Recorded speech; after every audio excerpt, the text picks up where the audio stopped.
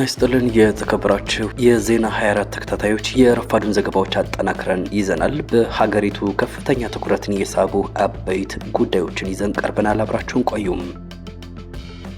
የባሶ ሊበን ወረዳ ህዝብና የ206ኛ ኮር 34ኛ ክፍለ ጦር የአደራና የቃል ኪዳን ምስጋና መርሃ ግብር ማካሄዳቸው ተገልጿል።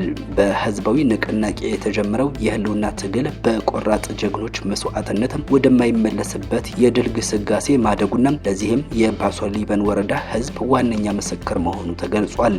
ይህ የተገለጸው የ206ኛ ኮር 34ኛ ክፍለ ጦር ከባሶ ሊበን ወረዳ ህዝብ ጋር ጋራ ባካሄደው ደማቅ የምስጋናና የቃል ኪዳን ማደሻ መርሃ ግብር ላይ ነው።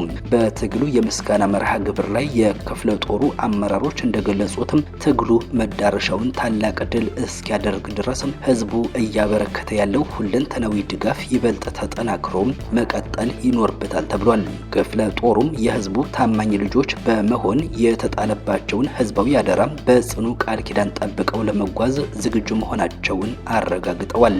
በዚህ ታሪካዊ መድረክ ላይ በህዝቡና በቴዎድሮስ እዝ ድጋፍ የተገኙ ልዩ ልዩ የጦር ትጥቆች ለአብራጂት ሻለቃም በይፋ ተረክበዋል። አዲስ የትግል ቃል ኪዳን በተሰነቀበት በዚህ የምስጋና መርሃ ግብር ላይ የባሶ ሊበን ወረዳ ህዝብ በነቂስ በመውጣትም ከልጆቹ ጋር ሰፊ ምክክር ያደረገ ሲሆን የቀጠናውን ትግል ወደ ነበረበት የላቀ ከፍታ ለመመለስም የጎላ አስተዋጽኦ ላበረከቱ ለ34ኛ ክፍለ ጦር ለ206ኛ ኮር ለባሶ ሊበን ወረዳ ጊዜያዊ መዋቅር ለአብርጅት ሻለቃና ለቴዎድሮስ እዝ ታላቅ ምስጋና ቀርቧል። ሁለንተናዊ የህዝብ ድጋፎችን በተጠና መልኩ ወደ ታላቅ ወታደራዊ ውጤት በመቀየር ለባሶ ሊበን ወረዳ ህዝብ ይህንን የምስጋና መርሃ ግብር ያዘጋጀው 206ኛ ኮር 34ኛ ክፍለ ጦር የትኛውንም አይነት መስዋዕትነት በመክፈል የአማራን ህዝብ ህልውና እንደሚያረጋግጥና የተጣለባቸውን ህዝባዊ አደራም እስከ ትግሉ ፍጻሜ ድረስ በታማኝነት እንደሚጠብቅ ከህዝቡ ጋራ የገባውን ቃል ኪዳን በማደስ መድረኩም በድል ተጠናቋል።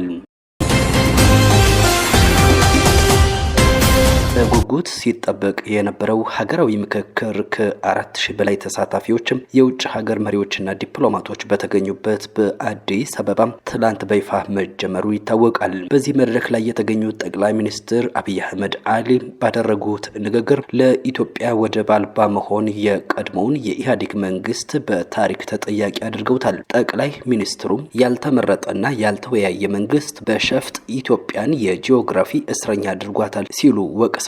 አክለውም ቀይ ባህርን ያጣንበት ዋናው ምክንያት በውስጥ በነበረ ስንፍና እንጂ የኢትዮጵያን ጥቅም ማስቆም የሚችል የውጭ ኃይል ኖሮ እንዳልሆነ አጽንኦት ሰጠው ተናግረዋል። በሌላ በኩል የኢትዮጵያ ህዝባዊ አብዮታዊ ፓርቲ ኢህአፓ ትላንት የተጀመረውን ሀገራዊ ምክክር በጽኑ እንደሚቃወመው አስታውቋል። ፓርቲው ባወጣው መግለጫ በአሁኑ ወቅት በሀገሪቱ እየታዩ ያሉ የፖለቲካና የኢኮኖሚ ቀውሶች እንዲሁም ጦርነቶች የገዢው ፓርቲ የተሳሳቱ ፖሊሲዎች ውጤቶች መሆናቸውን ጠቁሟል። እውነተኛ ምክክር ከመጀመሩ በፊት በመተማመን ላይ የተመሰረተ ምህዳር ሊፈጠር ይገባል ያለው ኢህአፓም የፖለቲካ እስረኞች ሳይፈቱ ጦርነቶች ሳይቆሙ የሚደረግ ምክክር ውጤቱም አስቀድሞ የተወሰነ የፖለቲካ ትርኢት ከመሆን አያልፍም ሲል ነው የኮነነው። ወደ ሰሜኑ የሀገራችን ክፍል ስናመራ ደግሞ የአሜሪካው አምባሳደር ኤቭሪን ማሲንጋ ወደ መቀለ በመጓዝ ከህወሓት አመራሮች ጋር ተወያይተዋል። ይህ የአምባሳደሩ ጉዞ የተደረገው በአዲስ አበባና በመቀለ መካከል በፕሪቶሪያው የሰላም ስምምነት ትግበራ ዙሪያ እንዲሁም በትግራይ ውስጣዊ የልዩነት ፖለቲካ ምክንያት ውጥረት በነገሰበት ወቅት ነው። ውይይቱ በሰላማዊ እርዳታ አቅርቦትና በሰላም ስምምነቱ ቀጣይ እጣ ፈንታ ላይ ያተኮረ ሲሆን በትግራይ የሚገኘው አመራር በደህንነት ስጋቶች ምክንያት በሀገራዊ ምክክር ሂደት ላይ ላለመሳተፍ መወሰኑ ተገልጿል። ኤቭሪን ማሲንጋ ትላንት ጠዋት አሉላ አባነጋ አውሮፕላን ማረፊያ ሲደርሱ የህወሓት አመራሮች አቀባበል አድርገውላቸዋል። አንድ ቀን በመቀለ የሚያሳልፉት አምባሳደሩ ቀጠናዊ የጸጥታና ሰላም፣ የሰብአዊ እርዳታ እንዲሁም ሌሎች ጉዳዮች ላይ ይመከራሉ ተብሎ ይጠበቃል። ከዚህ ቀደም ሀገራቸው አሜሪካም በህወሓት አመራሮችና ቤተሰቦቻቸው ላይ የቪዛ እገዳ መጣሏ የሚዘነጋ አይደለም። አምባሳደር ኤቭሪን ማሲንጋ በሳምንት ውስጥ ወደ መቀለ እንደሚገቡ ተገልጿል። በኢትዮጵያ የአሜሪካ አምባሳደር ኤቭሪን ማሲንጋም ትላንት በትግራይ ክልል መቀለ ያደረጉት ጉብኝትም በቀጠናዊ ሰላምና ጸጥታም በሰብአዊ እርዳታና በሌሎችም ወቅታዊ ጉዳዮች ላይ ያተኮረ እንደሆነ ነው የታወቀው። የክልሉ አመራር አቶ አማኑኤል አሰፋም አምባሳደር ኤቭሪን ማሲንጋም ከክልሉ አመራሮች የቀረቡላቸውን ሀሳቦች ለፌዴራል መንግስት ካቀረቡ በኋላ በሳምንት ውስጥ ወደ መቀለ እንደሚመለሱ ገልጸዋል።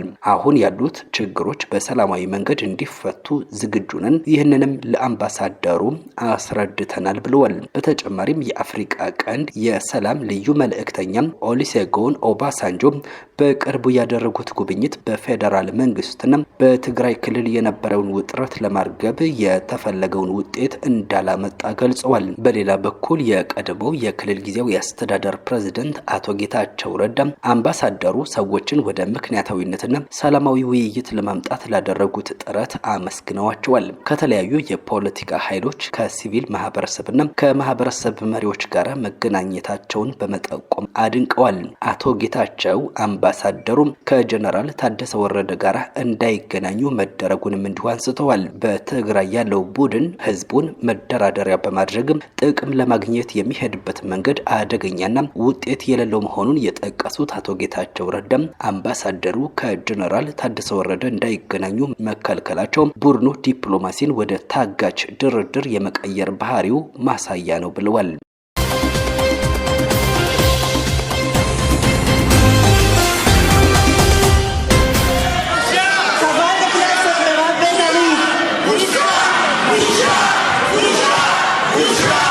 ወደ ዓለም አቀፋዊ ጉዳዮች አልፋለሁ። የእስራኤል ፓርላማ በቁጣ ተናወጠ። ጠቅላይ ሚኒስትር ቤንያሚን ኔታንያሁም የውርደት የጩኸት ድምጽ እየተሰማባቸው አዳራሹን ጥለው ወጥተዋል። ከትላንት በስቲያ ማክሰኞ በነበረው የእስራኤል ፓርላማ ስብሰባ ላይ የተፈጠረው ትዕይንት ተራ የፖለቲካ ክርክር ሳይሆን ሀገሪቱ አሁን ያለችበትን ጥልቅ ማህበራዊ ስንጥቅ ያሳየም እውነተኛ ድራማ ነበረ ተብሏል። ለወትሮ በቁጣና በጩኸት የሚታወቀው የፓርላማው አዳራሽ በትላንቱ ውሎ ግን ከመቼውም ጊዜ በላይ በቁጣ ገንፍሎ ውሏል። ጠቅላይ ሚኒስትር ቤንጃሚን ኔታንያሁም ለወሳኝ ድምጽ አሰጣጥ ወደ መድረኩ ሲያመሩ ከተቃዋሚ የፓርላማ አባላት ወንበር አካባቢ ውርደትና ውጣ የሚሉ የጩኸት መዓቶችን አስተናግደዋል። ኔታንያሁ ከፊታቸው ከተደቀነው ከዚህ ከባድ የህዝብ ተወካዮች ቁጣና ውዝግብ ለመሸሽ ይመስላል ድምጽ አሰጣጡ ከመጀመሩ በፊት አዳራሹን ጥለው በመውጣት በድምጽ አሰጣጡ ላይ ሳይሳተፉ ቀርተዋል። ይህንን ሁሉ ቁጣ የቀሰቀሰው ደግሞ የኦርቶዶክስ አይሁድ ሬዲ ወጣቶች ለጊዜው ከግዳጅ ውትድርናና ከእስር የሚጠብቀው አወዛጋቢ የህግ ረቂቅ ነው። ሀገሪቱ በከባድ የጦርነት ቀውስ ውስጥ ባለችበትና በርካታ ወጣቶች በጦር ግንባር እየተሰዉ ባሉበት በዚህ ወቅትም ይህ የጥቅም መብት ለአንድ ወገን ብቻ መሰጠቱ በብዙዎች ዘንድ ትልቅ የፍትህ መጓደል ተደርጎ ተወስዷል የተባለው በገዢው ጥምረት ውስጥ ባሉ አባላት ላይ ሳይቀር ከፍተኛ የህሊና ግጭት ፈጥሮ የነበረው ይህ ህግ በመጨረሻም በ58 ለ54 በጠበበ የድምጽ ልዩነት ሊያልፍ ችሏል። የጦር ኃይሎች ከፍተኛ አዛዦች ሳይቀሩም ይህ ውሳኔ ወታደሮችን ግንባር ላይ እያለቁ ባሉበት ሰዓት ጀርባ የመውጋት ያህል ነው በማለት በይፋ ተቃውመውታል። በትላንቱ ውሎ የታየው ምስቅልቅልም ህጉ ቢጸድቅም እንኳን በጦርነት በዛለችው እስራኤል ውስጥ የዜጎች እኩልነት ጥያቄ ምን ያህል የከረረ ቁስል እየሆነ መምጣቱን ቁልጭ አድርጎ ያሳየ ክስተት ሆኖ አልፏል ነው የተባለው።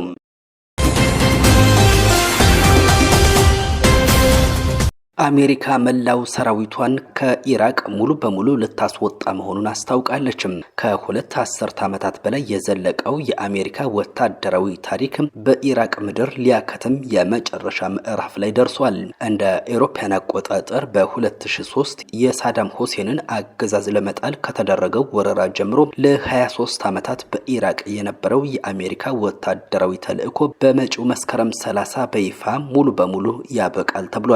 ይህንን ታሪካዊ ውሳኔ በጋራ ይፋ ያደረጉት የአሜሪካው ፕሬዝዳንት ዶናልድ ትራምፕና የኢራቅ ጠቅላይ ሚኒስትር አሊ አልዛይዲ ሲሆኑ ሁለቱ መሪዎች ከእንግዲህ በሀገሪቱ ቋሚ የአሜሪካ ጦር መገኘት እንደማያስፈልግም በሰጡት መግለጫ አረጋግጠዋል። ይህ እርምጃም የኢራቅ የደህንነት ኃይሎች የጸረ ሽብር ዘመቻዎችን በራሳቸው እንዲረከቡ እንደ አውሮፓውያን አቆጣጠር በ2024 በተደረሰው የሁለትዮሽ ስምምነት መሰረት ደረጃ በደረጃ ሲተገበር የቆየው የኃላፊ የኃላፊነት ሽግግር ማሳረጊያ ነው ተብሏል። አሜሪካ በ2003 የጅምላ ጨራሽ መሳሪያዎች አሏት በሚል ሰበብ ወደ ኢራቅ በመግባት የጀመረችው ይህ ታሪክም እንደ አውሮፓውያን አቆጣጠር በ2014 ደግሞ የሽብር ቡድኑ አይኤስአይስን ለመዋጋት ዳግም ወታደሮቿን እስከ መላክ ደርሳ ነበር።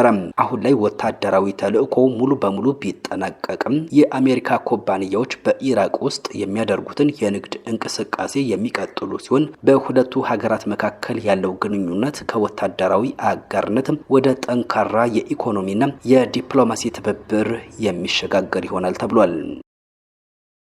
አድማጭ ተመልካቾች ለሰዓቱ የያዝናቸው ዘገባዎች እነዚህ ነበሩ። በሌላ ዜና እስከምንገናኝ በሰላም ቆዩም።